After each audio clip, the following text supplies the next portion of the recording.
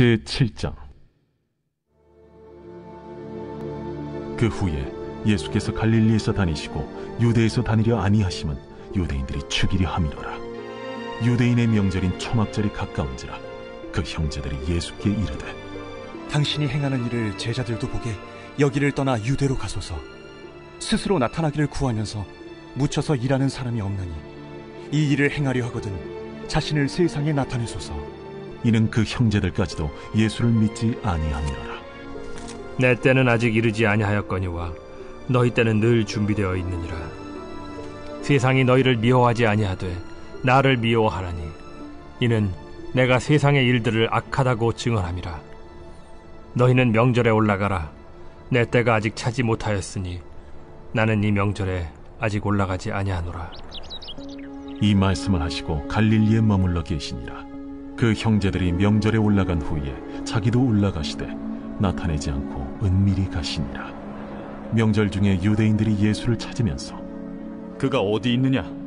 예수에 대하여 무리 중에서 수군거림이 많아 어떤 사람은 좋은 사람이라. 아니라 무리를 미혹한다. 그러나 유대인들을 두려워하므로 드러나게 그에 대하여 말하는 자가 없더라. 이미 명절의 중간이 되어 예수께서 성전에 올라가사 가르치시니 유대인들이 놀랍게 여겨 이르되, 이 사람은 배우지 아니하였거늘 어떻게 글을 아느냐? 예수께서 대답하여 이르시되, 내 교훈은 내 것이 아니요 나를 보내신 이의 것이니라.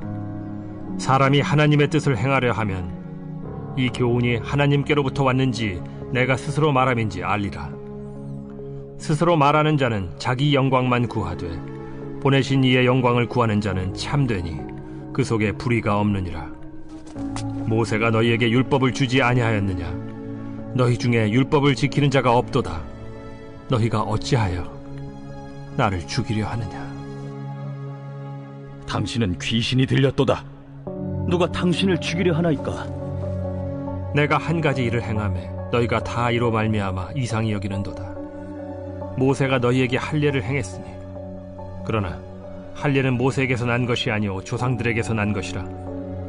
그러므로 너희가 안식일에도 사람에게 할례를 행하느니라. 모세의 율법을 범하지 아니하려고 사람이 안식일에도 할례를 받는 일이 있거든. 내가 안식일에 사람의 전신을 건전하게 한 것으로 너희가 내게 노여워하느냐? 외모로 판단하지 말고 공의롭게 판단하라. 예루살렘 사람 중에서 어떤 사람이 말하되, 이는 그들이 죽이고자 하는 그 사람이 아니냐? 보라, 드러나게 말하되 그들이 아무 말도 아니하는도다. 당국자들은 이 사람을 참으로 그리스도인 줄 알았는가? 그러나 우리는 이 사람이 어디서 왔는지 아노라. 그리스도께서 오실 때에는 어디서 오시는지 아는 자가 없으리라. 예수께서 성전에서 가르치시며 외쳐 이르시되, 너희가 나를 알고 내가 어디서 온 것도 알거니와 내가 스스로 온 것이 아니니라. 나를 보내신 이는 참되시니 너희는 그를 알지 못하나 나는 아노니 이는 내가 그에게서 났고 그가 나를 보내셨음이라. 그들이 예수를 잡고자 하나 손을 대는 자가 없으니 이는 그의 때가 아직 이르지 아니하였음이로라. 무리 중에 많은 사람이 예수를 믿고 말하되, 그리스도께서 오실지라도 그 행하실 표적이 이 사람이 행한 것보다 더 많으리야. 예수에 대하여 무리가 수군거리는 것이 바리새인들에게 들린지라. 대제사장들과 바리새인들이 그를 잡으려고 아랫사람들을 보내니 예수께서 이르시되, 내가 너희와 함께 조금 더 있다가 나를 보내신 이에게로 돌아가겠노라. 너희가 나를 찾아도 만나지 못할 터이요 나 있는 곳에 오지도 못하리라. 이에 유대인들이 서로 묻되, 이 사람이 어디로 가기에 우리가 그를 만나지 못하리요? 헬라인 중에 흩어져 사는 자들에게로 가서 헬라인을 가르칠 터인가? 나를 찾아도 만나지 못할 터이요 나 있는 곳에 오지도 못하리라 한 이 말이 무슨 말이냐? 명절 끝날 곧 큰 날에 예수께서 서서 외쳐 이르시되, 누구든지 목마르거든 내게로 와서 마시라. 나를 믿는 자는 성경의 이름과 같이 그 배에서 생수의 강이 흘러나오리라. 이는 그를 믿는 자들이 받을 성령을 가리켜 말씀하신 것이라. 예수께서 아직 영광을 받지 않으셨으므로 성령이 아직 그들에게 계시지 아니하시더라. 이 말씀을 들은 무리 중에서 어떤 사람은 이 사람이 참으로 그 선지자라. 그리스도라. 그리스도가 어찌 갈릴리에서 나오겠느냐? 성경에 이르기를 그리스도는 다윗의 씨로 또 다윗이 살던 마을 베들레헴에서 나오리라 하지 아니하였느냐? 예수로 말미암아 무리 중에서 쟁론이 되니 그 중에는 그를 잡고자 하는 자들도 있으나 손을 대는 자가 없었더라. 아랫 사람들이 대제사장들과 바리새인들에게로 오니 그들이 묻되 어찌하여 잡아오지 아니하였느냐? 그 사람이 말하는 것처럼 말한 사람은 이때까지 없었나이다. 바리새인들이 대답하되 너희도 미혹되었느냐? 당국자들이나 바리새인 중에 그를 믿는 자가 있느냐? 율법을 알지 못하는 이 무리는 저주를 받은 자로다. 그 중에 한 사람 곧 전에 예수께 왔던 니고데모가 그들에게 말하되 우리 율법은 사람의 말을 듣고 그 행한 것을 알기 전에 심판하느냐? 그들이 대답하여 이르되 너도 갈릴리에서 왔느냐? 찾아보라. 갈릴리에서는 선지자가 나지 못하느니라. 다 각각 집으로 돌아가고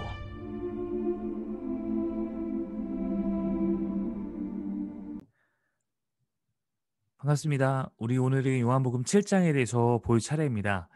요한복음 말씀이 좀 한 장마다 절이 많아서 좀 분량이 짧게 끊어지지 않을 텐데 그래도 여러분이 함께 말씀을 오늘 하루 붙잡고 오늘 말씀 한 장을 함께 읽고 이것으로 살아가는 것을 우리 삶의 작은 목표로 삼으며 오늘 나아갔으면 좋겠습니다. 7장 1절부터 보겠습니다. 먼저 1절부터 5절은 예수님에 대한 형제들의 반응입니다. 육신의 형제들에 대한 이야기들이 나타나고 있는데요. 그들은 예수님을 이 시기에는 믿지 않았던 것으로 보이죠. 사람들이 예수님을 메시아로 인정하지 않는 것은 사실 불신과 그리고 영적인 무지 때문인데요. 심지어 이 예수님의 형제들조차도 그러했다는 것입니다. 하나님의 가족 구성원은 믿지 않는 육적인 형제들이 아니라 그들은 피가 어떻게 보면은 섞여 있다고 보기도 좀 어렵죠. 예수님 같은 경우에는 어쨌든 그런 같이 자란 한 집에서 자란 그런 것이 아니라 믿는 제자들이 바로 예수님이 참된 가족이란 것을 보여주고 있습니다. 예수를 믿는 자를 하나님의 자녀가 되었다고 표현하잖아요. 그러니까 하나님을 아버지로 둔 그런 모든 하나님의 가족들은 예수님의 형제라고 표현되고 있는 것입니다. 6절부터 9절에 보면 예수님의 반응이 나타나고 있는데요. 형제들은 예수님께 유대 지역으로 가라라고 말을 합니다. 왜냐하면 예수님은 갈릴리 지역에 보통 많이 계셨으니까요. 예수님은 그때가 아직 이르지 않았다라고 6절과 8절에서 말씀하고 있는데요. 여기서 말하는 때라는 것은 카이로스라는 뜻입니다. 카이로스는 크로노스라는 물리적인 시간과 달리 어떠한 시기, 어떤 계획된 시간 이런 것을 말하는 것이죠. 그런데 반면 6절에 너희 때는 늘 준비되어 있다. 형제들에게 너희는 늘 준비되어 있다. 너희의 카이로스는 언제든 가능하다. 이것은 형제들은 아무 때나 예루살렘에 올라갈 수 있지만 예수님은 하나님의 계획에 따라서 올라가야 하기 때문에 그렇다라는 것입니다. 즉 이 표현 자체도 하나님께서 예수 그리스도 통해서 이루시는 구속사의 영역 밖에 형제들이 아직 머물러 있다는 것을 표현하는 것입니다. 7절도 마찬가지예요. 세상이 너희를 미워하지 아니하되라는 것은 아직 형제들은 세상에 속하여 있는 자들이기 때문에 세상과 동일하다라는 것입니다. 그러나 예수를 믿는 자들은 세상의 미움을 받습니다. 믿음의 사람, 예수 속한 사람들은 세상과 구별되기 때문에 그러한 것입니다. 10절부터 13절에 보면 예수님께서 10절에 보면 은밀히 올라가셨다라고 나타나 있습니다. 후에 예수님께서 십자가를 지기 위해 가셨을 때는 당당하게 나귀를 타고 시끌벅적하게 예루살렘 가시지만 아직은 그때가 아니기 때문에 그러한 것입니다. 그래서 앞서서 계속 내 때가 아니다라고 말한 것이 연결되고 있는 것입니다. 13절에 보면 유대인들을 두려움으로 드러나게 말하는 자가 없더라라고 말하는 것이 있는데요. 이제 유대인들의 어떤 그 유대 권력자들이 두려워했던 것을 말하고 있는 건데요. 유대의 관리들 중에서도 예수님에 관심이 있는 사람이 많았지만 믿음을 숨기고 있었던 것을 볼 수 있습니다. 예를 들어서 요한복음의 19장에 보면 아리마대 요셉 같은 사람도 그런 사람이죠. 또한 예수의 제자들도 그런 유대인 지도자 계층의 눈치를 보기도 하고 두려움을 갖고 있었던 것도 드러나기도 합니다. 예수님은 우리 가운데 평화를 주시고 평안을 주시는 분입니다. 십자가를 앞두고 예수님은 제자들에게 평화를 주시기도 하셨습니다. 십자가 이후에 두려워 떠는 제자들에게 나타나서 예수님께서 전하신 소식은 평화였습니다. 따라서 예수님은 두려움 때문에 믿음이 방해받는 것을 막으시고 제자들에게 끊임없이 평화를 주기 원하시고 계신 것입니다. 그러나 아직 우리가 두려움 가운데 있는 것은 우리의 믿음이 아직 연약한 상태에 있기 때문에 그러하다라고 이해할 수 있을 것입니다. 제자들만 하더라도 후에 보면은 정말로 그들이 더 이상 두려워하지 않는 모습을 갖는 것을 우리가 보게 되기 때문입니다. 14절부터 16절 말씀 보겠습니다. 이부분은 예수님의 놀라운 가르침에 대해 말하고 있는데요. 예수님께서 성전에서 가르칩니다. 유대인들은 예수님의 가르침이 놀랍니다. 왜냐하면 예수님이 어떤 뭐 제대로 된 랍비 교육, 어떤 랍비 문화생활로 있었던 것이 아닌데 그의 가르침이 탁월했기 때문입니다. 구약을 인용하시고 구약을 바탕으로 새로운 통찰력을 제시하시기 때문입니다. 예수님의 가르침이나 기적에 대해서 놀라면서도 진정한 믿음에 도달하지 못하는 사람들은 요한복음에서 자주 등장하는 사람의 모습입니다. 그들 중에는 자신의 욕심 때문에 예수님을 따르는 자들도 있었기 때문입니다. 예수님은 요한복음에서 자신의 기원과 자신의 메시지의 기원이 하나님께 있음을 계속 밝히고 있습니다. 우리 그 뒷부분을 한번 넘겨서 보겠습니다. 네, 17절부터 18절 보면 하나님의 교훈에 대해서 말하는 부분인데요. 어떤 교훈이 하나님께서 왔는지 아니면 사람에게부터 왔는지 어떻게 알 수 있을까? 예수님은 두 가지 방법을 제시하십니다. 먼저 교훈을 듣는 사람이 하나님의 뜻을 행하려 할 때 그 교훈이 어디로부터 왔는지를 알 수 있다. 이거 17절의 말씀인 거예요. 말씀에 대한 어떤 능동적인 열심도 없이 의무적으로 말씀을 대한다면 하나님의 말씀을 분별할 수 없는 것입니다. 참된 믿음을 가지지 않는 자신의 뜻이 아니라 하나님의 뜻에 관심이 있습니다. 두 번째로 하나님의 교훈을 분별하는 방법은 교훈을 전하는 자가 자신의 영광을 구하고 있는지 하나님의 영광을 구하는지 보고 판단하라는 것이 18절 말씀입니다. 만약 하나님의 교훈을 가르친다고 하면서 자신의 영광을 추구한다면 이는 그 사람이 가르치는 교훈이 하나님의 교훈이 아니라는 것을 증명합니다. 예수님은 아버지 영광을 추구하시는 분으로 요한복음에 나타나고 있습니다. 자, 19절 24절입니다. 여기 부분은 율법에 대한 이야기인데요. 예수님은 유대인들이 율법을 지키지 않는다고 지적합니다. 왜냐하면 율법을 구현하시는 예수님을 비난하고 죽이려 하기 때문입니다. 반면 또 유대인들은 예수님이 귀신 들렸다고 비난하고 있는 것입니다. 어, 이제 그 7장 1절 같은 데 보았을 때 유대인들 중에는 예수님을 죽이려 하는 자들이 있었던 것 같은데 어, 그들은 예수님께 자신들은 그러니까 우리는 예수님을 죽이려 한 적이 없다고 20절에 말하고 있는 것입니다. 유대인들은 예수님이 귀신의 왕 바알세불에 의해서 조종당하다고 생각했고 그렇게 몰아붙입니다. 예수님은 사탄이 어찌 사탄을 쫓아낼 수 있겠느냐라고 하면서 강하게 반박하시는 것이 다른 복음서에 보면 나타나 있습니다. 그게 서로가 입장이 다른 거예요. 예수님을 해하려고 하는 유대인들이 있었고 또 그것이 일부였으니까 뭐 이 앞에 서 있는 유대인들 같은 경우는 우리가 언제 당신을 뭐 죽이려고 했느냐 이런 얘기를 하는 거고요. 오히려 지금 예수님의 어떤 그런 판단들이나 이런 것은 지금 귀신 들렸기 때문에 저런 이상한 소리를 하는 것이다. 이런 이제 서로 간의 충돌이 심하게 있었다는 것입니다. 21절에 보면 예수님은 여기서 5장에도 한번 거론했던 안식의 문제에 대해서 다시 한번 꺼내고 있습니다.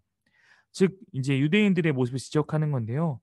예수님은 사람의 온몸을 온전하게 하는 것, 그런 회복시키는 일들이 안식일에 허용될 수 있다는 것이 예수님의 뜻이었습니다. 안식일 자체가 무엇인지를 바르게 안다면 가능하다는 것인데 유대인들이 율법의 어떤 조문에만 목을 매기 때문에 그들은 오히려 율법을 지킨다고 하면서 안식일에 대한 하나님의 뜻을 저버리고 있다는 것을 예수님은 지적하고 있는 것입니다. 이렇듯 점점 유대인들과 예수님 사이에 갈등이 심해지고 있는 것을 느낄 수 있습니다.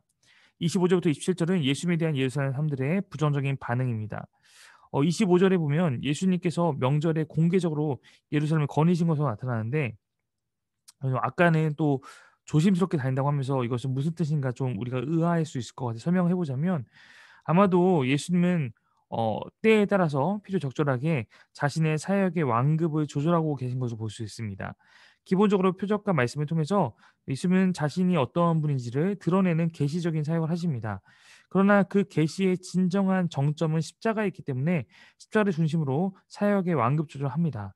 때로는 너무 빠르게 가지 않도록 또 때로는 너무 느리게 가지 않도록 적절하게 때로는 자신을 드러내시고 때로는 숨기시고 이런 것을 볼 수 있습니다.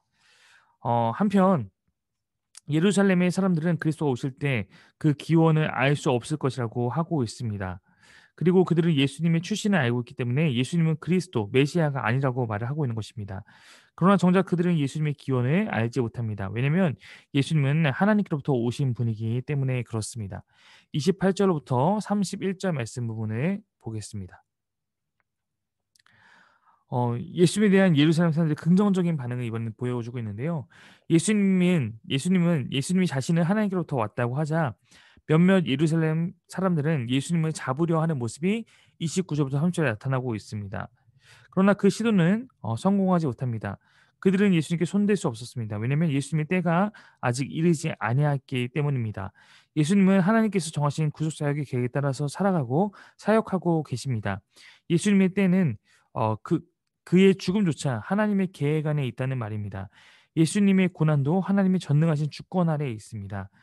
다른 한편 예수님의 말씀을 듣고 그가 하신 표적을 듣고 본 많은 사람들이 예수님을 믿었다라고 31절은 말하고 있습니다. 즉 이 예수님의 사역 앞에서 예수님께 적대적인 사람들과 예수님에게 긍정적으로 반응한 사람들이 이렇게 함께 나타나고 있다는 것을 보여주고 있는 것입니다.